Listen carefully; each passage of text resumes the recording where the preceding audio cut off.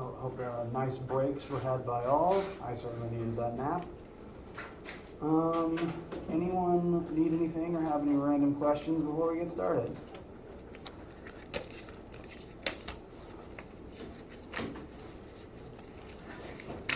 All right. Oops. Don't step on cords. Pro tip.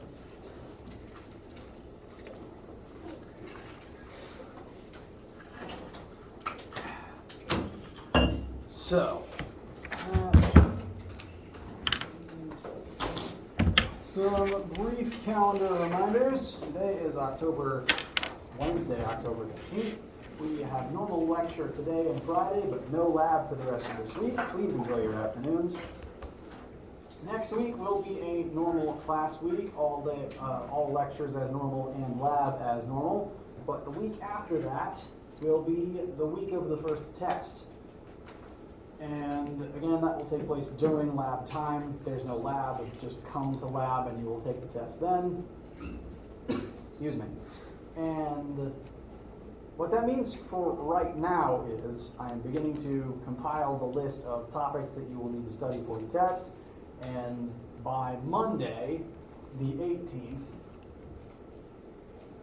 I will have ready for you that list of things that you need to, the list of things that will be on the test for you to study, and also have some sample questions that you can work if that is how you like to study. They're completely optional, they're not worth any points, they're just practice, and they'll be available for you then. So we'll spend the rest of next week closing out chapter 5, maybe talking about a few additional things, and getting ready for that test. This week, today I will be posting chapter 5 notes and the chapter 5 homework and quiz assignments, but those won't be due till later. So you don't have to rush do them by this Friday, they'll be due later next week. Additionally, midterms for the entire school are due Friday the 15th. For this particular class, in general, the midterm is just a check-in. There's not a specific midterm test. It's just how are you doing halfway through the class. And just due to weird timing things, our first test hasn't happened yet. So the midterm will just be the average of your homeworks, quizzes, and labs thus far.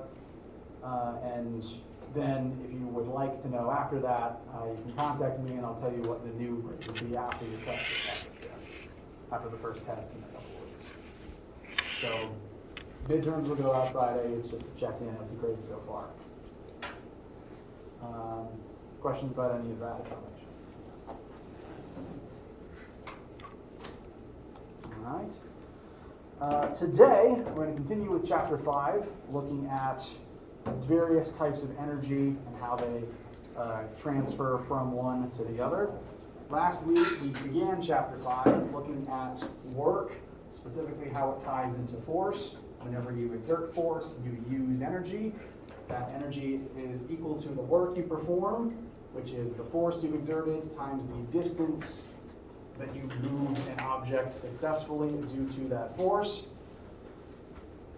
And lost my train of thought already. Good day. Good morning.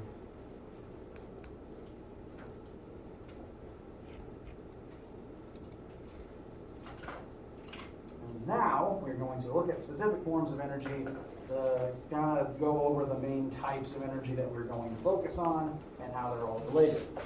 And look at some specific examples of one turning into the other, et cetera, et cetera.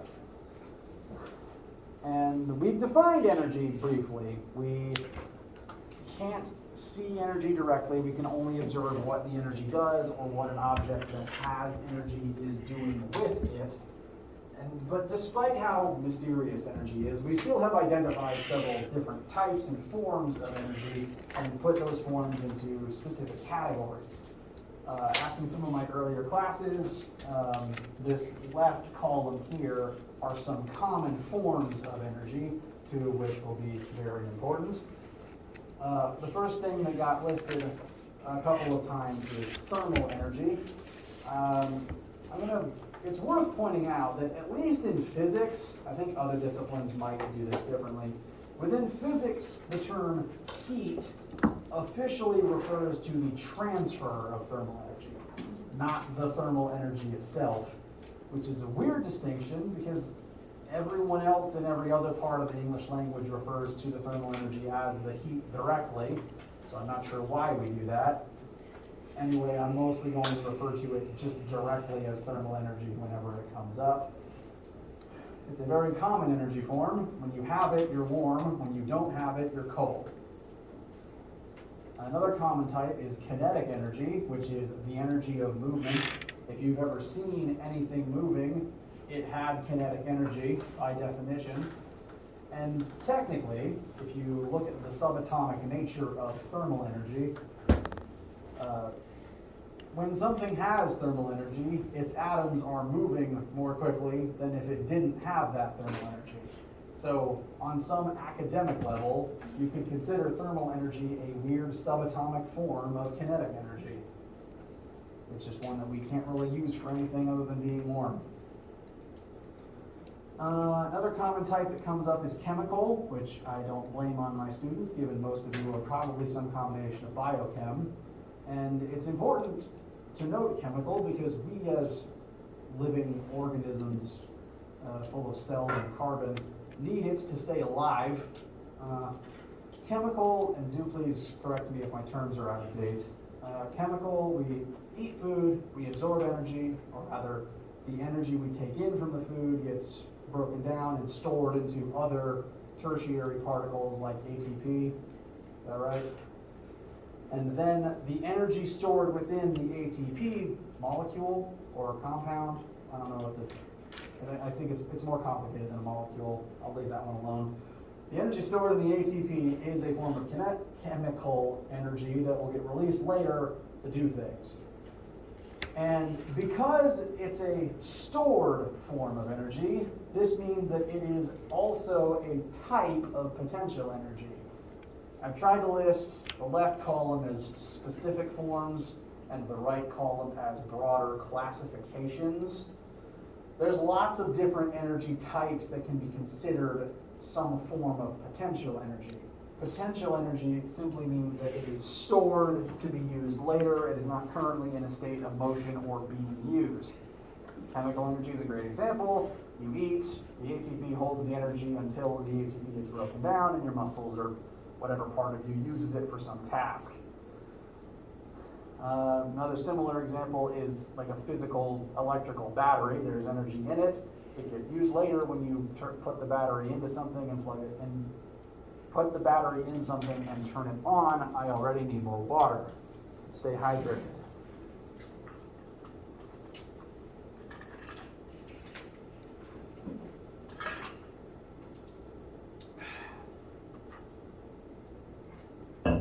So, potential is kind of a broader classification, which is very important because one of the important types of energy we're going to constantly be referring to in this class is a form of potential energy, and that is gravitational potential energy, which I have found that most of my students, a non-zero amount of my students, have not heard of this energy type by name. If I could ask, could you possibly raise your hand if you've never heard of gravitational potential energy before? Oh wow, this is the class with the most raised hands. That is okay. It's literally my job to teach you what it is. It's very important though, because it is, at least of this list, one of the two first forms of mechanical energy that we are going to be paying attention to. And if I had to describe the bulk of physics 1500 in a single word, it would be mechanical. Because all the forces and processes and movements we're going to look at involve the motion or the emotion, involve the movement or the stationary nature of physical objects that you can see and interact with. And by the Greek word mechanos, of the root of mechanical, that word refers to the movement and action of various things here on the macro level that we live on. So, mechanical energy is any form of energy that involves a physical object's movement or the ability to move. Even if it's not currently moving, energy that would affect its ability to move possibly in the future. Those are all, any type of energy that involves or affects this principle is a type of mechanical energy. And the two main ones we're going to focus on today that are forms of mechanical energy are kinetic and GPE. Are there any other major types of energy that you guys can think of that I can try to classify quickly?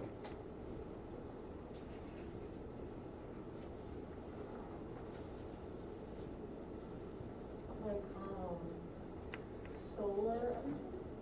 That's a good example. It's kind of a multi-part answer because when you say solar, you could be referring to the light itself, which there is a lot of academic discussion as to whether light is energy or whether it is a particle or is a wave that possesses energy.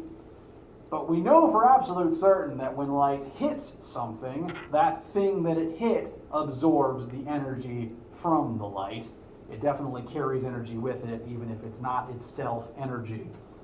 And when the light hits something, the energy is absorbed, usually in the form of thermal energy, which is why you feel warmer in direct sunlight, typically.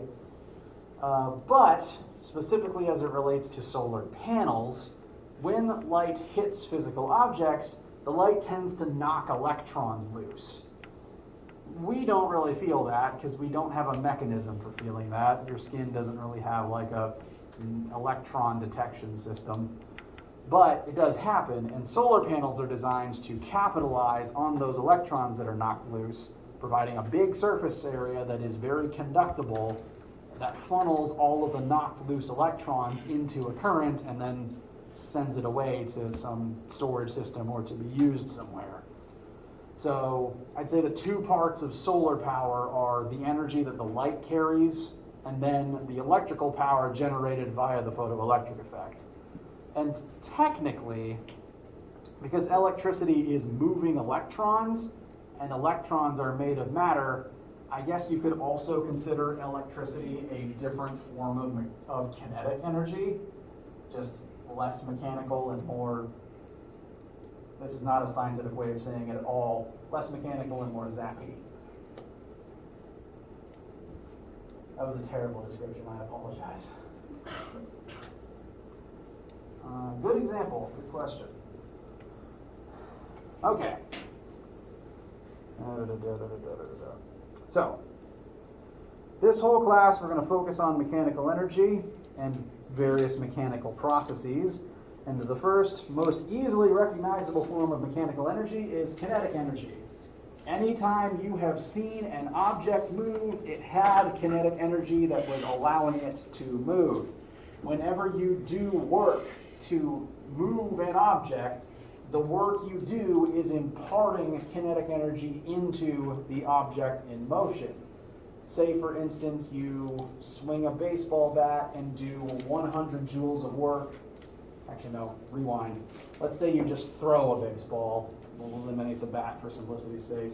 You throw a baseball, you do 100 joules of work in that interaction, and ideally, you will have given 100 joules of kinetic energy to the baseball to make it go fast. So, all matter needs kinetic energy in order to move, and it's the type that is easiest to see because you can see the motion. And not the energy itself, just the motion of the object that has the energy.